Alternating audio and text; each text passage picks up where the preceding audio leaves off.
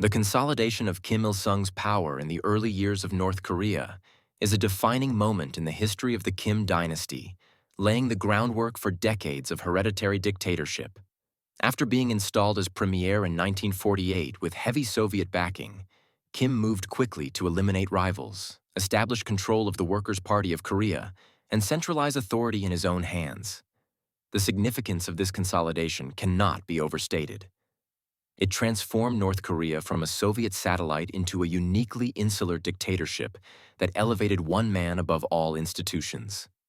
Kim's rule created the precedent of personal loyalty to a single leader rather than to the party or the state, setting the stage for dynastic succession. Two specific examples illustrate how Kim Il-sung secured his position.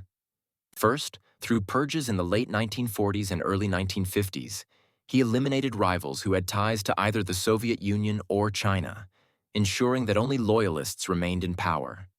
Second, the Korean War, though catastrophic in loss of life, elevated Kim's status domestically. He presented himself as the heroic defender of the nation against foreign aggression, a narrative that became central to his cult of personality.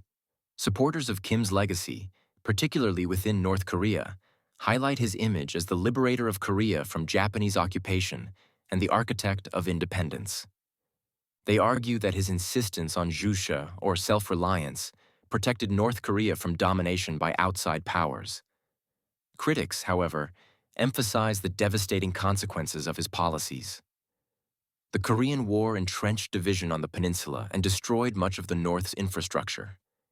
His authoritarian consolidation created a system reliant on fear, surveillance, and indoctrination.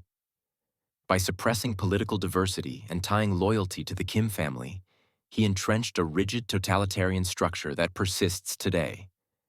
This phase of Kim Il-sung's leadership connects directly to later developments, such as the hereditary transfer of power to his son, Kim Jong-il. By ensuring absolute control and crafting a near-religious personality cult, Kim Il-sung established the conditions that allowed the Kim family to maintain unbroken rule for more than 70 years. Understanding the consolidation of Kim Il-sung's power is essential to grasping not only the origins of North Korea's dictatorship, but also its resilience.